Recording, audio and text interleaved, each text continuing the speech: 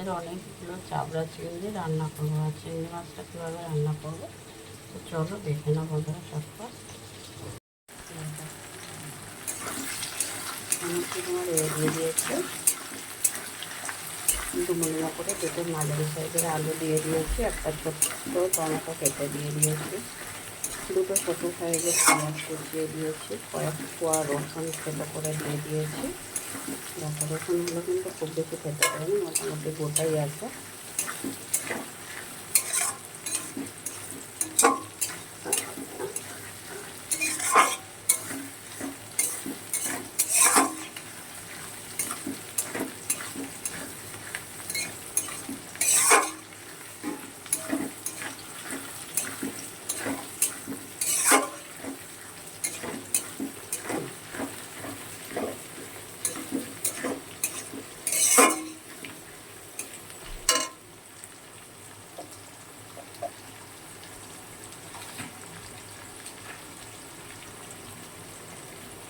নুন দিয়ে দিলাম,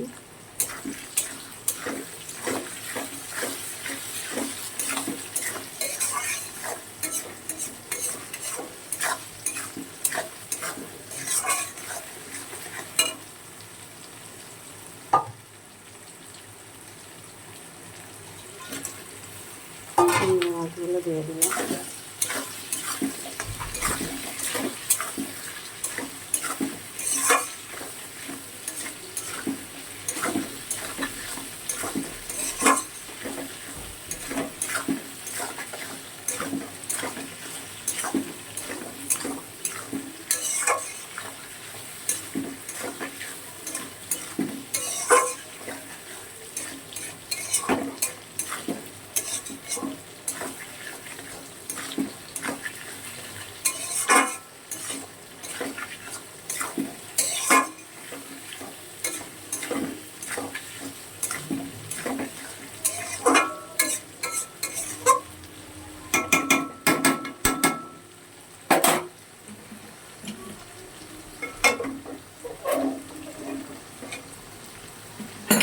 চিংড়ি মাছটা একটু ভাজা ভাজা হবে।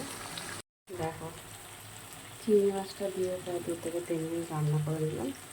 এবার আমি এতে মশলা দেবো, আদা বাটা, জিরে বাটা, ধনে বাটা, একটু সর্ষে সামান্য দিয়ে, আর এটাতে দেখো জল দিয়ে গুলে রেখেছিলাম কিছু সময়, মশলাটা দিয়ে দিলাম।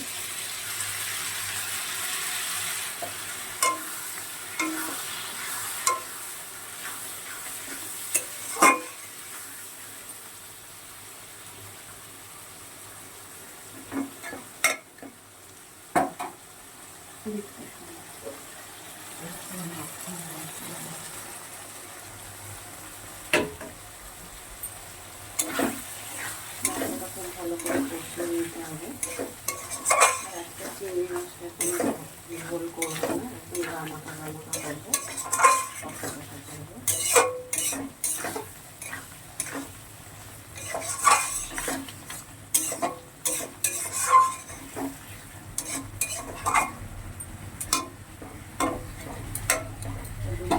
পর আবার ফিরে আসবে।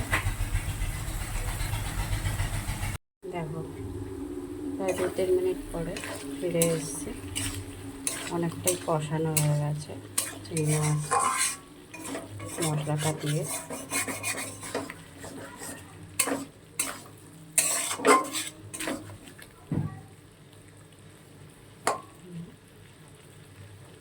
আলুটাও প্রায় সিদ্ধ হয়ে গেছে, আর একটু হবে।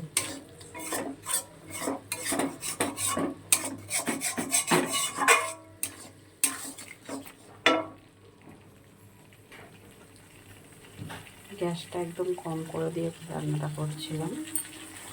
হয়ে এসছে, এবার নামিয়ে নেব। 2 থেকে 3 মিনিট পরে রান্নাটা করে নামিয়ে নেব।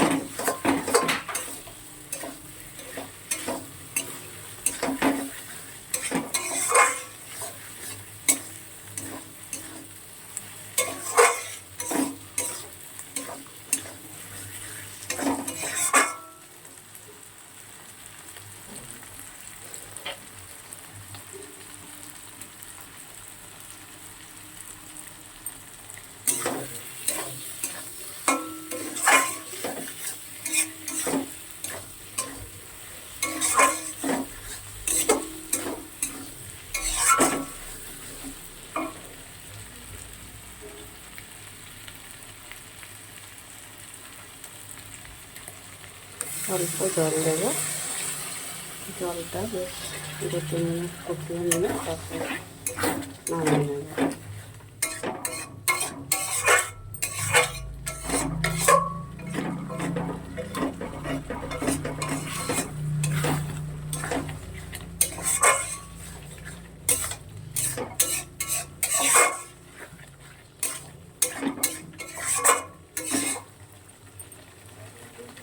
চলো এবার নামিয়ে নেবো।